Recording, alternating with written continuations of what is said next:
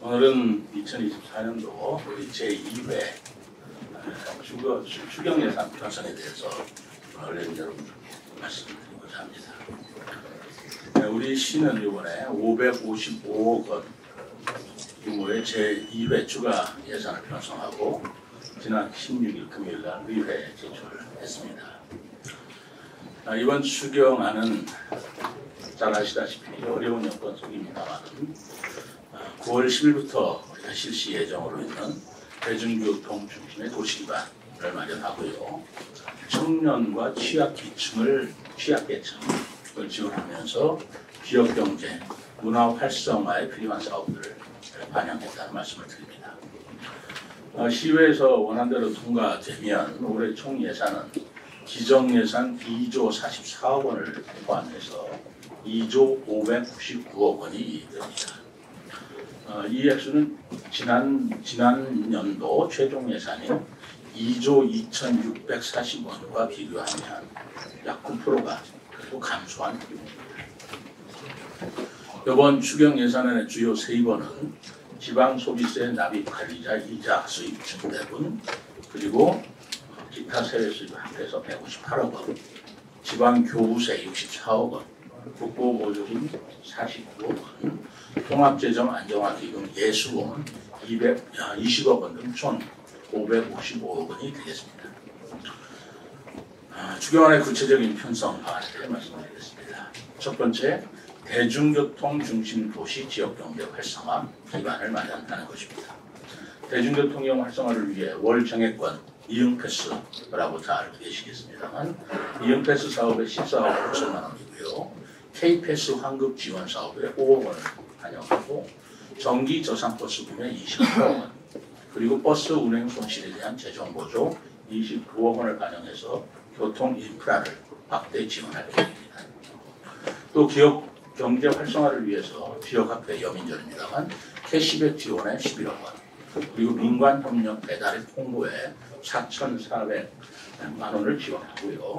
지역의 문화예술 콘텐츠를 활용한 지역경제 활성화 방안인 로컬 콘텐츠 타운 조성 운영에 5억 원을 반영했습니다. 두 번째로 청년을 지원하고 취약계층 복지 안전망을 강화하겠습니다. 경제위기에 취약한 청년, 아동, 노인, 장애인 및 여성 등을 위해 필요한 예산을 편성하는 것입니다. 청년 고용 창출을 위해 지자체, 대학 협력 기반 지역혁신 RIS 사업에 18억 원을 지원하고요. 청년 성장 프로젝트에 5억 원, 청년 주거를 강화시키기 위한 청년 월세 한시 특별 지원 사업에 또 5억 원을 편성을 했습니다. 또 아동복지 증진을 위해서 소아 전문 응급의료센터 지원 사업에 6억 원, 소아들의 야간 휴일 진료 기관 지원에 2억 원, 그리고 어린이집 급식 위생 관리 지원에 2억 원을 각각 반영했습니다. 노인 복지 증진을 위해서 경로당 냉난방비, 양곡비 지원 사업 1억 3천만 원으로 편성하였습니다. 장애인 편의 증진을 위해서는 장애인 활동 지원에 8억 원, 발달 재활 서비스 사업에 4억 원을 각각 반영했고요. 난임 부부 시술비 지원 사업에도 4억 원을 편성했습니다. 셋째로 문화관광 도시로 발돋움하는 기반을 마련했습니다. 세계 정원도시 도약을 위한 2026 세종국제정원도시 박람회 조직위원회 운영 등에 수령금 14억 5천만 원을 편성하고 겨울철 비수기에 관광 활성화 사업 추진을 위해 문화관광재단 출연금 6억 원을 계산했습니다. 그 외 통리장 수당 인상분 30만 원에서 40만 원을 올렸습니다만 통리장 활동 보상금 10억 원을 추가하고 의정 활동비 1억 2천만 원을 반영했습니다. 청사 공공요금 부적금 8억 원, 금남면 복합 커뮤니티 센터 건립에 10억 원도 이번 추경안에 담았습니다. 이상 간략하게 말씀드렸습니다만 2024년도 제2회 추경 예산안에 대해서 말씀드렸습니다.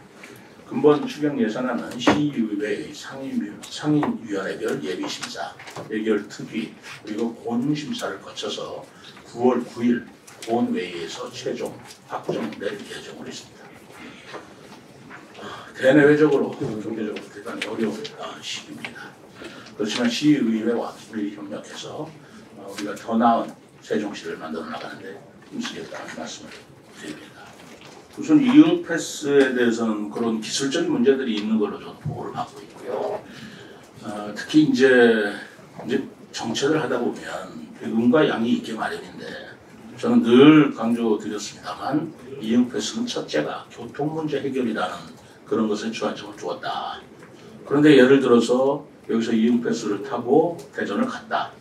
근데 거기서는 또 버스를 갈아타야 되고 하는 불편이 계속 있다고 한다면 차라리 그럴 바에야 자가용 갖고 가자. 이런 것들을 어떻게 해소할 것이냐. 그렇기 때문에 우리가 모든 도시를 뭐 타려면 탈 수 있는 거죠. 그러나 우리가 그것들은 분석이 가능한 것이고 6개 도시에 관해서는 우리 6개라는 게 이제 공주, 천안, 청주, 계룡, 또 대전 이 6개 도시에 대해서는 여기서 출퇴근 인구가 많기 때문에 그 지역에서 타는 버스까지는 우리가 그것을 용인을 하자라는 입장에 서 있는 것입니다. 그러나 과연 그렇게 했을 때 우리 세종 시민의 세금이 어느 정도까지 타 지역 교통에 들어가는 문제가 있을 것이냐라는 문제는 처음부터 저희들이 논의를 해왔던 바입니다. 그러나 그것이 어느 정도가 될지는 아직 정확하게 파악이 안 되기 때문에 이런 부분은 저희들이 시범기간이라든가 좀 기간을 두고 그 부분에 대한 대책을 좀 마련해 보겠다라는 말씀을 드리고요. 그러니까 그것은 저희들이 그 문제를 인지하고 있고 그러나 시험기간을 거쳐서 개선할 생각 계획을 가지고 있다는 말씀을 드리고요. 그리고 노인들 문제는 기술적인 문제가 있어요. 기술적인 문제가 있는데 제가 보고받기로는 뭐 내 카드를 만들어서 남한테 주면 또 어떡하냐. 애들 힘으로 만들면 또 어떡하냐. 뭐 이런 여러 가지 문제가 있는데 자 그런 것까지도 우리가 일일이 다 걸러낼 수 있는가라는 생각이 좀 들기는 합니다. 여러분들께서도 진료카드라든가 가족이 서로 돌려가면서 쓰는 경우 있잖아요.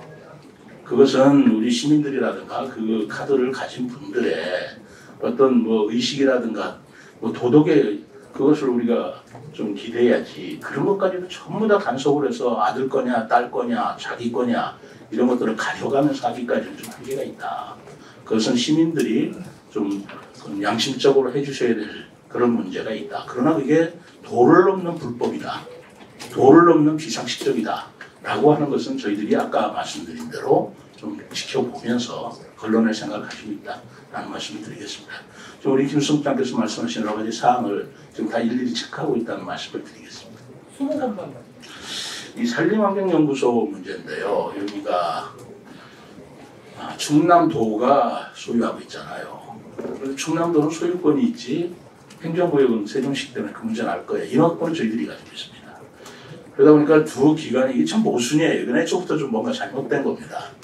그래서 지난번에 충남지사와 제가 업무협약을 맺고 서로 상생 협력해서 이 부분을 충남도는 충남대로 매각해서 또 다른 곳에 산림환경연구소를 만들려고 했으니 그럴 경우에 세종시가 어떤 용도를 쓸 것인가를 서로 협조하자. 이런 정도 공약을 내렸는데 저는 기본적으로 그렇습니다. 거기는 산림환경연구소고 그리고 자연과 녹지 또 요즘 좋은 치유 또 제가 좋아하는 또 정원 이런 개념에 맞는 것으로 그것을 개발을 하면 해야지 생뚱맞게 그거와 동떨어진 그런 개발은 있어서는 안 된다. 또 난개발도 그것도 정도껏 우리가 활용할 수 없다라는 생각을 원칙을 가지고 있는 건 사실입니다. 그렇기 때문에 충남도와 세종시가 만약에 어떤 그 땅을 그 소유 부지를 뭐 매입하겠다는 당사자가 나타난다면 어떤 용도로 이거를 개발하려고 하느냐를 사전에 미리 저희들끼리 조율을 하고 그것이 옳다라고 생각할 때 그것도 충남도와 협의해서 결정해 나갈 것이다. 그러나 그 원칙은 그 산림이라는 것, 녹지라는 것, 자연이라는 것, 치유라는 개념에 부합되는 그런 걸로 가야 될 것이다. 그렇다고 그것을 소유권도 충남이고 인허가권은 세종시에 있는 그 상태로 그대로 두자. 그건 이용할 수도 없고 이용될 수도 없는 그런 땅 아니겠어요? 보다 더 발전적으로 이용할 수 있는 방법들을 좀 생각해 보려고 합니다.